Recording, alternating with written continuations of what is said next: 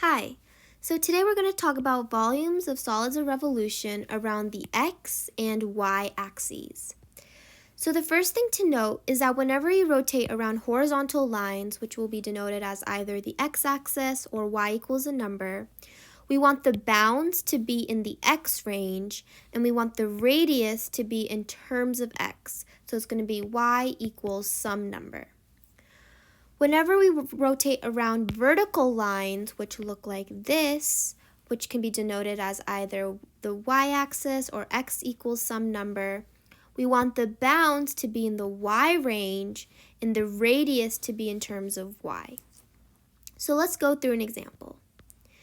So if we have this example, y equals the three different graphs of y equals 1/9 x squared, y equals 0, and x equals 5 rotated around the y-axis. It's the area between these three curves. The first thing we want to do is to graph it.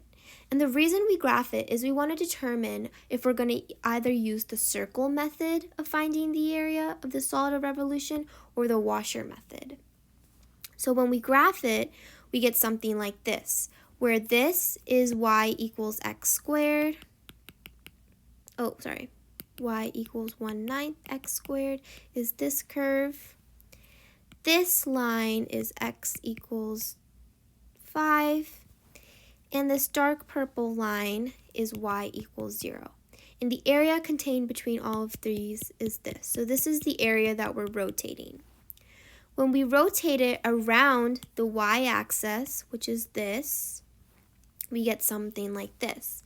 And we recognize that since there's two graphs, we will be using the washer method.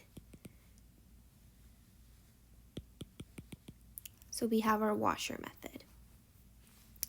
Now, the second thing we want to do is we recognize that, we're rotating around the y-axis. That means that whenever we rotate around the y-axis, we have to find the bounds in the y range and the radius in terms of y.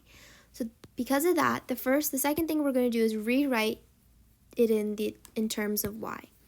So what we're going to do is we see our equation y equals 1/9 x squared, and we're going to rewrite it so that it's x equals the square root of 9y. Now, after doing this, our third step is to find the bounds. So, as we said, the bounds, when we're rotating around the y-axis, must be in the y range. So, we have the two curves, x equals the square root of 9y and x equals 5. We will set these equal to each other so that the square root of 9y equals 5. And when we get that, we solve that y equals 25 over 9. That is one of our bounds. Our second bound is y equals 0. And this is because it is this line on the bottom. So our bounds are from here to here, where this is y equals 25 over 9, and this is y equals 0. So we have our bounds. Now, our fourth step is to find the inner and outer radius.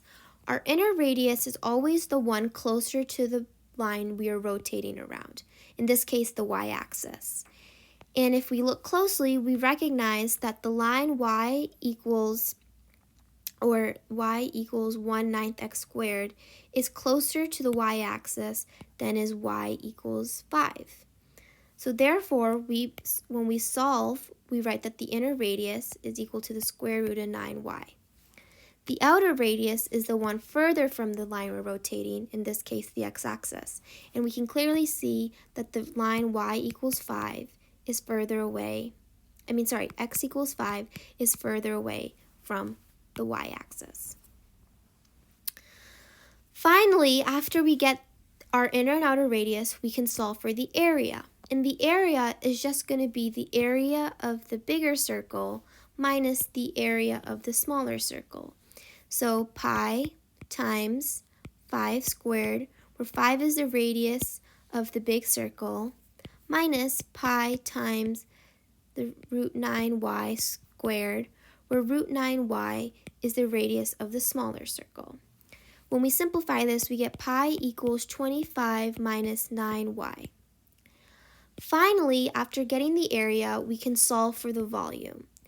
Since we now know that since we know volume is the integral of area and we know the bounds, we can plug in our bounds for our integral as 25 over 9 and 0 in our area, which is pi times 25 minus 9y dy.